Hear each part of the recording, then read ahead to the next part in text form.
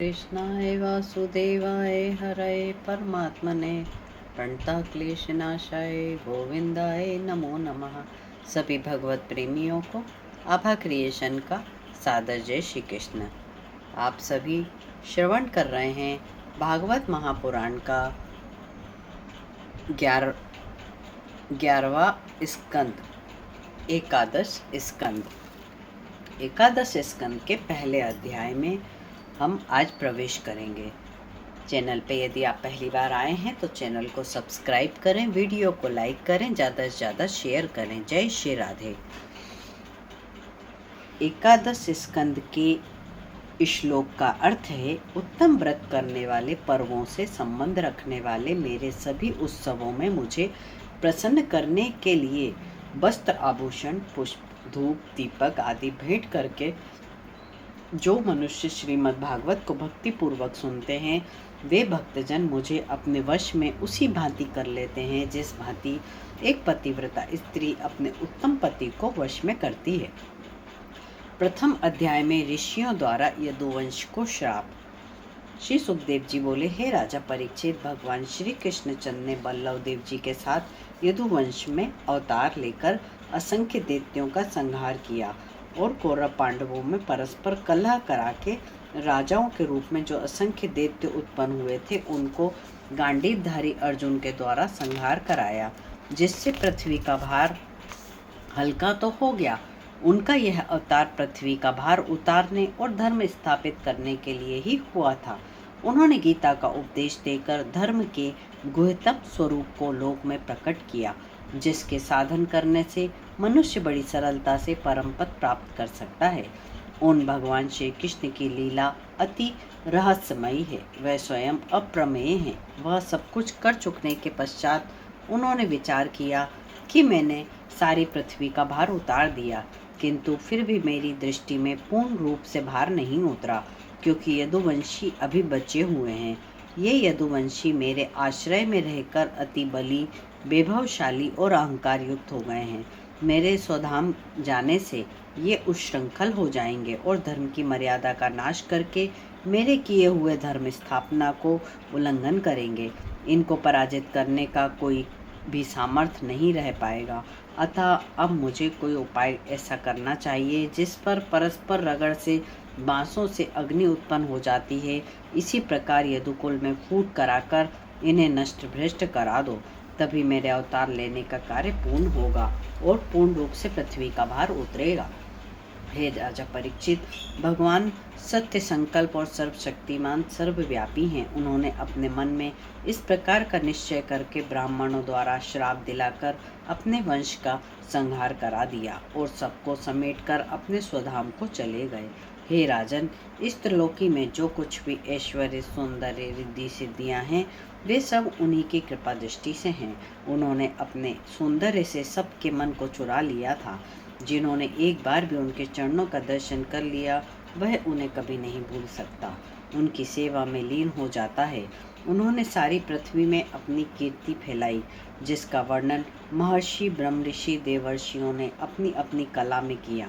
भगवान श्री कृष्ण ने अपने मधुर शब्दों से अनेकों धर्म उपदेश समय समय पर स्थान स्थान पर दिए, ताकि मेरे स्वधाम चले जाने के पश्चात मेरे भक्तजन उनका गायन, श्रवण, कीर्तन करते रहें। ऐसा करने के पश्चात वे अपने स्वधाम को गए।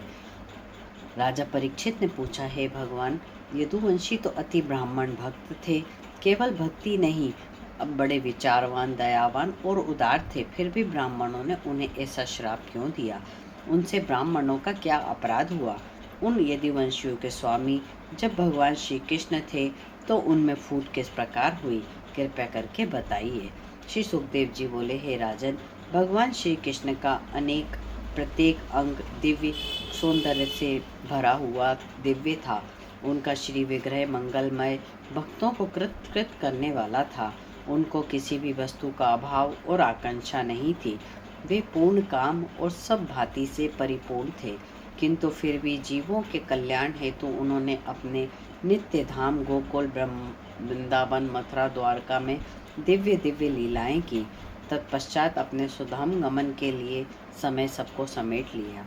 उनके पुण्य कर्मों के गायन से सारे संसार के कालीमय मल धुल जाते हैं। भगवान श्री कृष्ण अब द्वारका में केवल यदुवंशियों के सहारे ही काल रूप से निवास करते थे।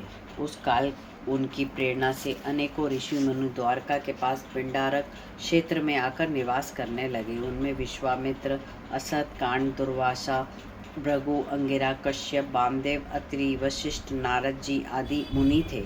उनकी प्रेरणा से सब कुछ श्राप के रूप में निवास करते थे। यदुवंश में संहार का समय देख रहे थे। एक समय यदुवंश के कुछ नटखट बालक खेलते हुए ऋषियों के पास जामवंती नंदन सम को लेकर स्त्री वेश में सजाकर ले आए और ऋषियों के चरणों में प्रणाम करके बोले, हे ब्राह्मणों, इस सुंदरी के गर्भ में पेट में गर्भ है। यह स्वयं पूछने में संकोचाती है, इसलिए इसकी ओर से हम पूछते हैं, इसके गर्भ में क्या है।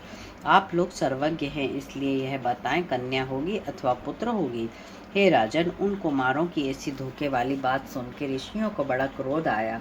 वे बोले, अरे मूर्खों, इसके उदर में से एक मूसल उत्पन्न होगा जिससे तुम्हारे कुल का नाश होगा। भगवान की प्रेरणा से उन ब्राह्मणों ने यदुवंश के लिए ऐसा घोर श्राप दिया। उन मुनियों के श्राप को सुनकर सभी राजकुमार डर गए। उन्होंने सांप के पेट को खोलकर देखा तो उसमें एक लोहे का मूसल मिला। तब वे और भी घबराए और अपने को बुरा भला कहते हुए मूसल को लेकर द्वारका आए। उनका मुंह फीका पड़ गया, शरीर कांप रहा था। उन्होंने उस मूसल को यादवों की भरी सभा में लाकर राजा उग्रसेन के सम्मुख रखकर ब्राह्मणों के श्राप की घटना सुनाई। ब्राह्मणों के उस घोर श्राप को सुनकर सभी यादव अति भयभीत हुए। तब राजा उग्रसेन ने उस मूसल को चूरा करवाकर और लोहे के टुकड़ों को समुद्र में फिकवा दिया। इस विषय में भगवान श्री कृष्ण से कोई भी परामर्श नहीं किया गया, क्योंकि भगवान की ऐसी ही प्रेरणा थी। हे राजन, लोहे के उन टुकड़ों को एक मछली निगल गई और उस चूरे से एक प्रकार की बिना गांठ वाली घास उत्पन्न हुई। मछुओं ने उस मछली को पकड़कर, जिसमें लोहे के टुकड़े को निगल लिया था, उसे एक व्याघ्र ने अपने बाण के नोक पर लगा लिया। यह सब कुछ कर्म भगवान श्री कृष्ण से छिपे नहीं थे, वे सब कुछ जानते थे। उनमें इस शाप को उलटने की शक्ति थी, किंतु उन्होंने ऐसा नहीं किया, क्योंकि यह सब उन्हीं की प्रेरणा से हो रहा था। वे वहाँ पर काल रूप में निवास करते थे, इसलिए उन्होंने ब्राह्मणों के शाप को स्वीकार किया। इस प्रकार 11वें अध्याय का स्कंद का पहला अध्याय यही समाप्त होता है। दूसरे अध्याय में हम आगे का संवाद श्रवण करेंगे।